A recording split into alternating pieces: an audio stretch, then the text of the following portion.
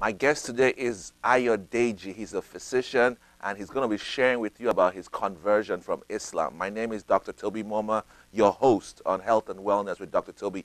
We have a great show. We have a physician all the way from Nigeria who was a former Muslim. He's going to be sharing his testimony of conversion and salvation and what he's currently doing in the Jackson State University College of Public Health. He's doing his PhD and he's also a physician. He's going to be sharing his family, his marriage, and the transition that took place when he went from Islam to Christianity, the difference he experienced in terms of love, in terms of power, in terms of salvation, in terms of assurance of eternity. You don't want to miss it. Dr. Ayodeji is an exquisite speaker. He's a consummate person who's going to share his heart with you today. He's also a preacher, so get ready for some time in the Word. Looking forward to seeing you on Health and Wellness with Dr. Toby. God bless you. Jesus is Lord.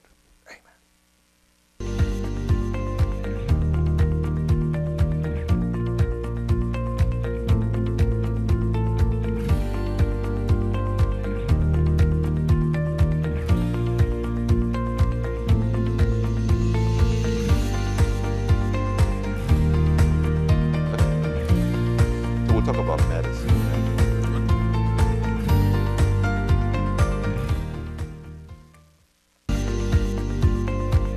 Hi, this is Dr. Toby Moma, your host on Health and Wellness. Thank you for joining us. Don't touch that dial. We have a great show with Dr. Ayodeji Aromolate.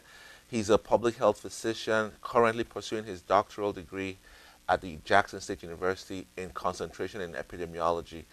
He got his master's in public health from the University of Southern Mississippi in Hattiesburg, and his bachelor's in medicine and bachelor's in surgery was obtained at the University of Ibadan, Nigeria, which is Nigeria's premier medical school.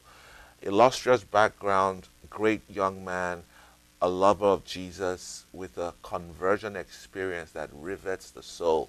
He was a Muslim, born into a Muslim home. His father was an imam and gave his life to Jesus at a young age, at 14, 15, and became the leader of the camp of the Students' Fellowship in that college, in that high school, and went on to pursue medicine and stayed committed to Christ for the next, till today, 20 years plus.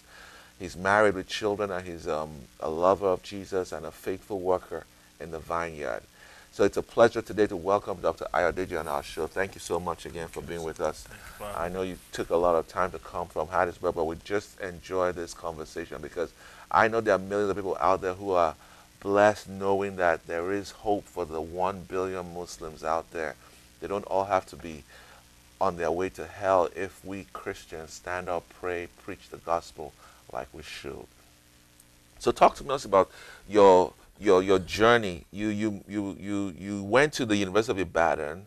You spent 6, 7, I don't know, maybe 8 years because of the strikes, maybe pursuing medicine.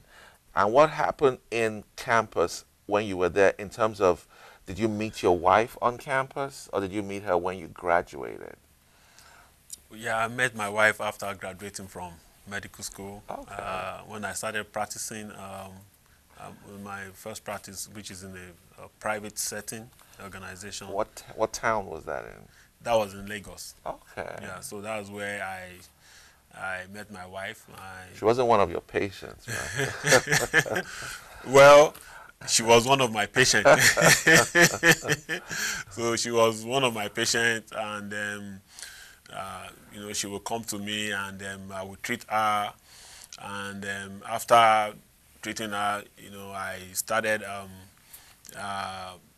We started seeing each other, and after some time, after dating, and I proposed to her. Wow. That I would like to marry her, and we have to do the right thing by talking to our parents about it, and so we made the arrangement with meeting the parents, and so that was how we. Was your faith a problem? Was your Christianity, your being a former Muslim, was it a problem with them? Did they think, oh, he's a former Muslim, he's going to marry another wife, and their daughter will be the first, and then he'll have a second and a third? Because I hear Muslims are allowed to have up to 4 wives. So, Right. so right. were they worried that their daughter was being taken to a former Muslim's harem and Yeah, I mean, at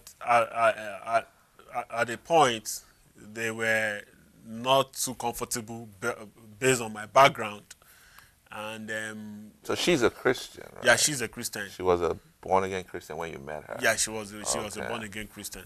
Okay.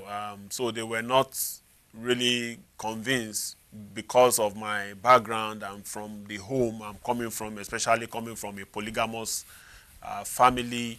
And yes, they were thinking, oh, maybe after marrying their daughter, I might, take another woman. So, but with time, when they saw my commitment, being a responsible physician and also committed to Christianity, and at the time, even my wife's church, we were going to a church together.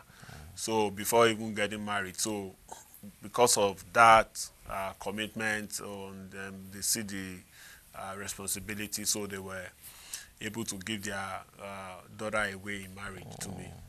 So tell me a little bit about you. You are from the southwestern part of Nigeria, and she's from the midwestern.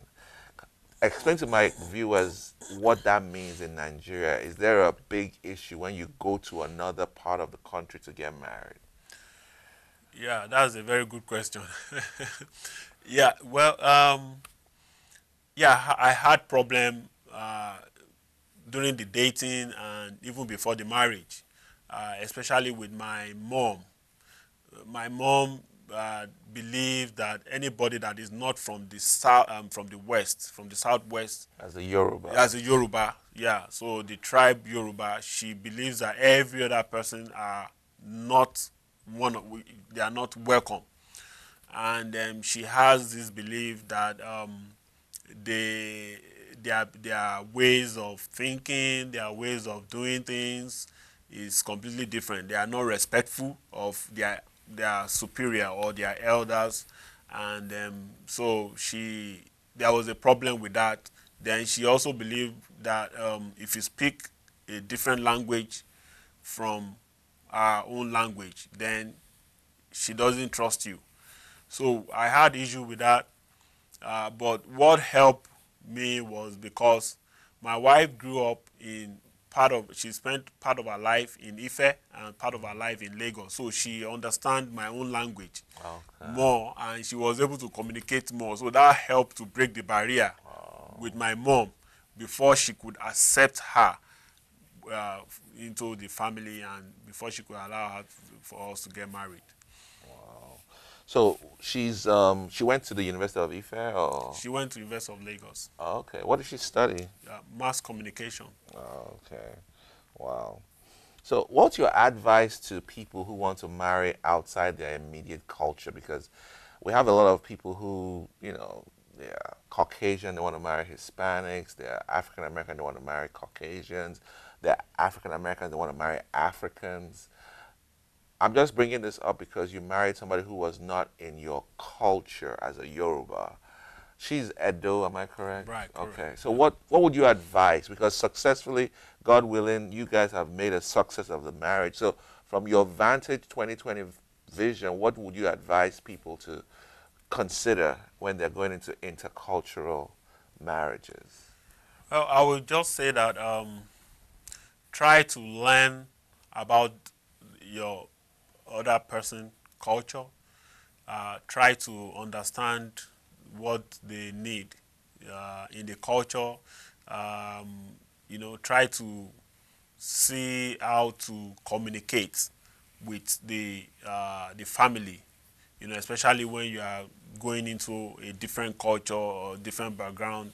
You try to accept it, try to learn about it, and be respectful of their own culture. And I believe they will accept you, and it will bring a success and a ground. It will break the barriers, being accepted into the family. We have a problem with American marriages, and not just American, but across the world. There's an epidemic of divorce, 80% divorce rate in some statistics. Single parents are at an all-time high across the world. I want you to give your 2 cents. What would you recommend to children who want to people who want to get married, what would you recommend they do in terms of prolonging their marriage and keeping the marriage institution going instead of ending up in divorce? Do you have any? I don't know how many years you've been married, but what's your recommended? You're about like 10, 15 years maybe? It's been about 8 years. 8 years, okay. Yes. So 8 years is a good number of time. It's the number of grace. So now you can give your advice. Well, my advice is this. For your marriage to be successful, you don't keep secrets. You don't keep secret from your significant other. You have to be open about your relationship. You also seek advice from your significant other. You do things together.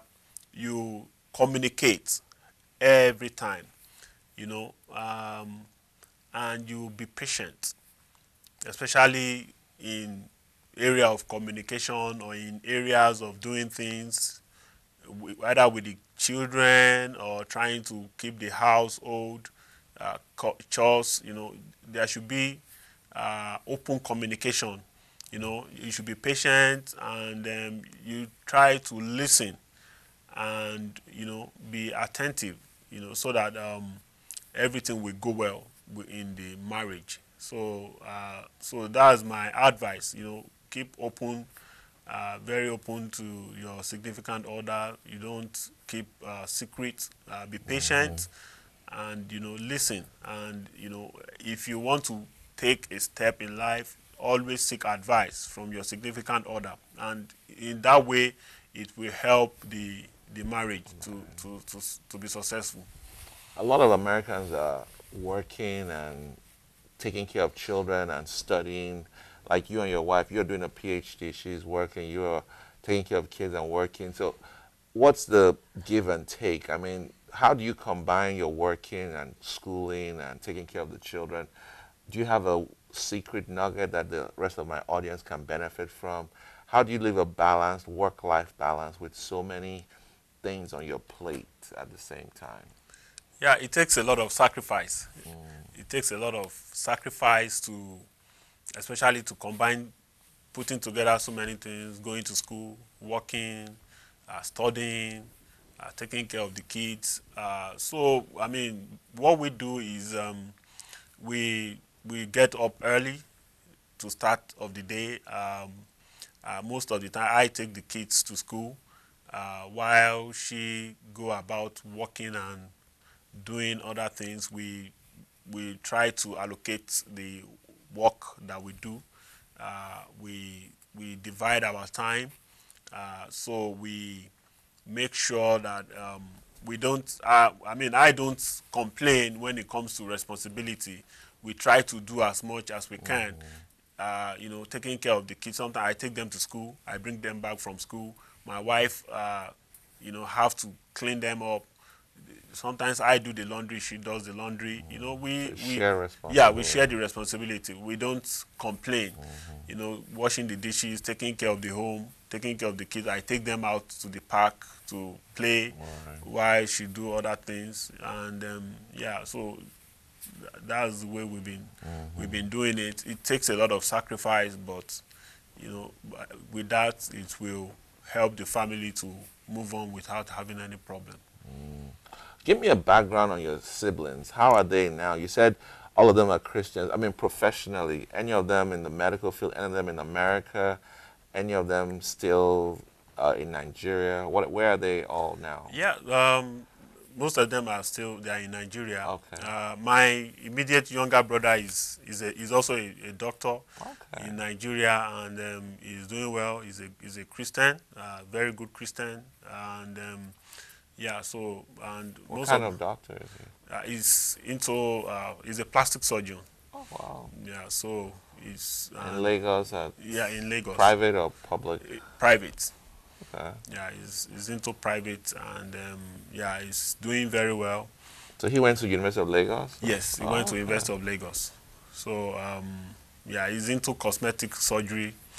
in Nigeria. So yeah, and he's doing well back home. My other siblings, they also had their university education. They are in Lagos and doing all their things and raising their families. Excellent.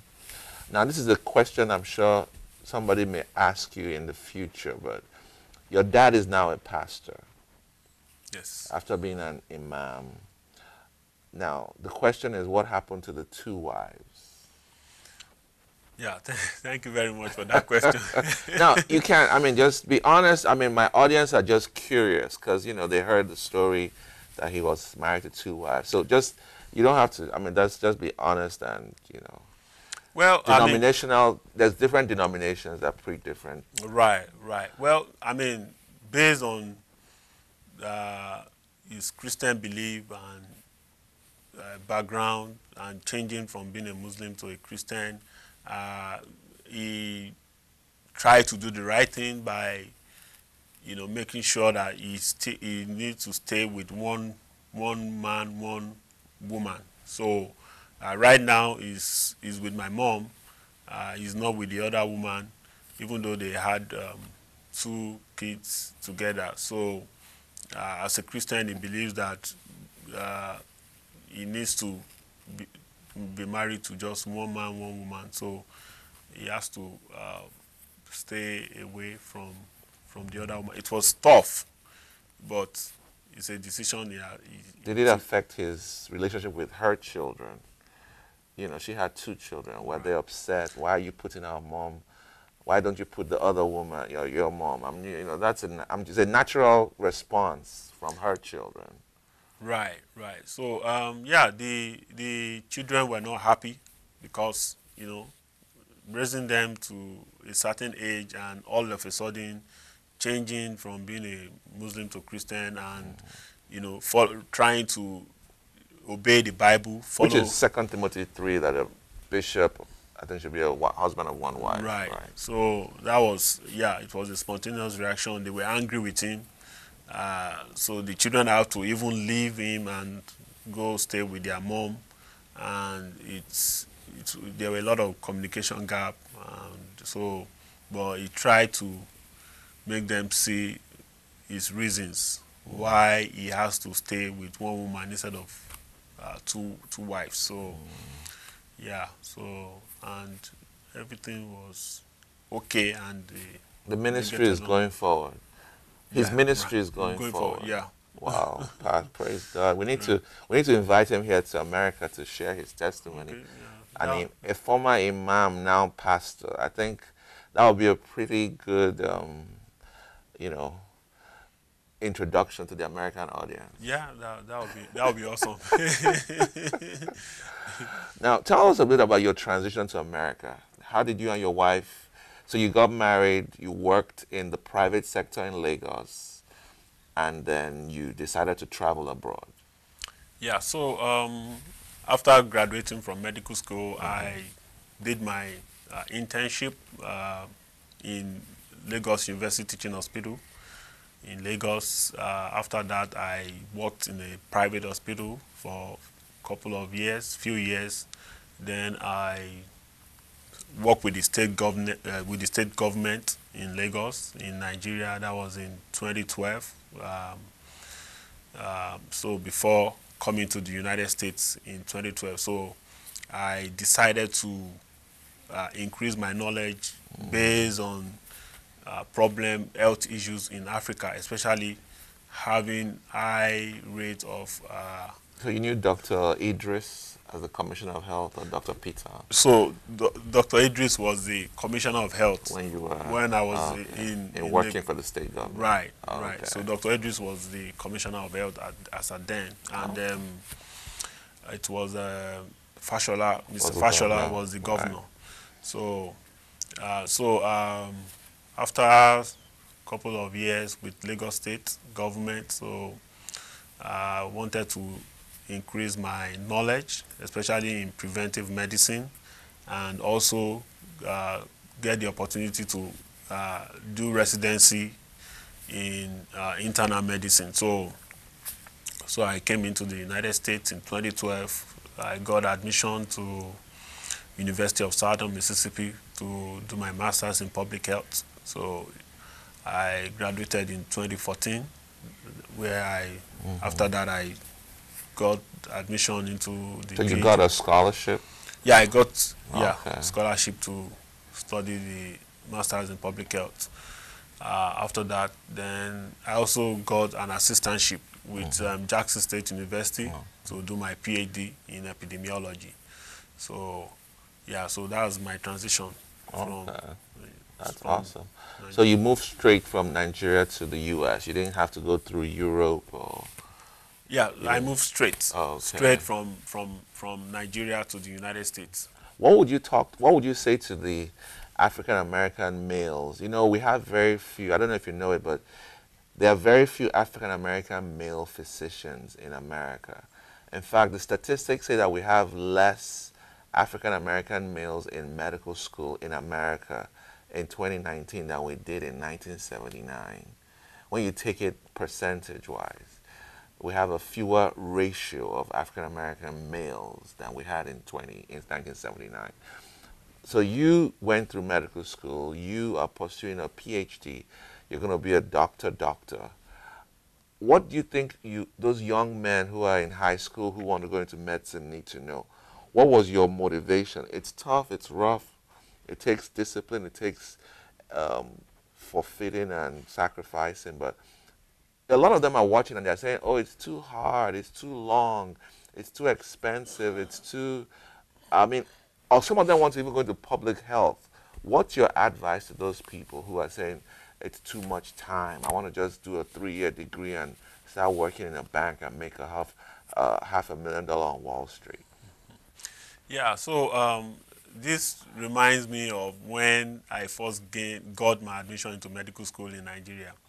So there was a professor that told us then, during our first year, he said, in no time, you are out of the medical school. When we got the letter, they said you are going to spend 6 years.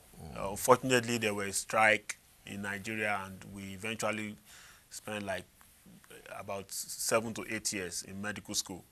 So, and the professor told us, so whichever way you are going to be a doctor and you are going to graduate. So, my advice to them is, yeah, it's rough. It takes a lot of sacrifice, a lot of you have to sit down for a very long hours to study. And in Africa, we don't even have the resources that America have. We don't have good electricity. Sometimes you have to study without electricity. So my advice is that you need to be patient. You need to persevere. Before you know it, those times flies by so quickly that you are already out of the medical school and you're already a doctor or a public health person, an expert in your field. Whichever way, the time will fly by so quickly. And, another thing is try to associate yourself with people that have been successful or people that have been through this training. They are going to guide you, and when you see yourself around them all the time, you will feel motivated. You will always want to stay in that profession and continue in that way. Oh, thank you so much. Tell me a little bit about what kind of medicine did you practice when you were in Lagos? Was it surgeries? Was it just medical? Was it OB? Because I know when you work for the States, I guess you do everything. Yeah, so in my private practice, when I did everything. Delivered babies. I delivered baby. C-sections. C-section, surgery, everything. So, but when I transitioned from the private to the Lagos State to the government, So I was working in the OBGYN section. So In Bagada or that was in Onikon Health Center. okay, Yeah. not the island maternity. Not yet. It's very close to Island Maternity. Okay. Yeah, very close. Maybe like 5-6 blocks away Right. from Island Maternity. So, but the Onikon Health Center, they have the emergency section, they have the outpatient section, then they have the OBGYN section. So I was in the OBGYN.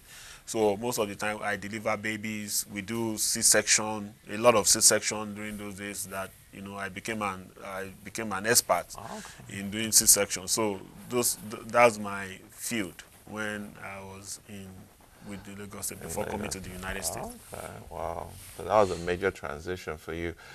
So tell me about your experience in American medicine, the little you know about the medical field in America compared to the medical field in Nigeria in terms of quality of care, access to care, delivery of care. What's your experience? Wow, there is a big, huge difference when it comes to the healthcare in America. I know there are also issues with the cost of healthcare in the United States. I know it is very high, but the quality of care in the United States is far better than the quality of care you get in Nigeria. For example, during my experience as OBGYN back in Nigeria, sometimes when we do C-section, there is no power. We have to do it with maybe with generator and in the room, like the size of this room, putting the patient on the table, opening the patient up, infection, the place is not well sterilized, and we, the surgeon, are sweating, and some of the sweat goes into the patient. So that is very bad, quality of care compared to what you have here in the United States, where you have a clean room, people have access to, good quality care, even in surgery and other field of medicine. So there is a huge difference, and a lot needs to be done, comparing. And when we come back, we're going to pursue Dr. Ayodeji's experience in the United States, his medical research experience, his knowledge of the American medical system, and what he hopes to achieve in the United States as a doctoral student. We're going to talk a bit about his research and what he has learned.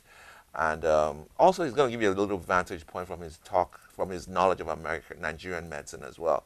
You don't want to miss it. It's going to be a great talk. He's a public health physician. He's going to talk to you from a public health perspective. I've been edified, I've been educated, I've been enlightened. Dr. Ayodeji has shared his heart about his family, his faith, his love for the church, his love for the Word of God, his love for family. I know some of you have been edified, and I want you to pursue your dreams like he is. Join us last Friday of every month, Clarion Inn on I-165 North, Holy Ghost Night, 11 p.m. Next one is January 31st, turning back the enemies at the gate. Look forward to seeing you there. God bless you. Jesus is Lord. Amen. Awesome.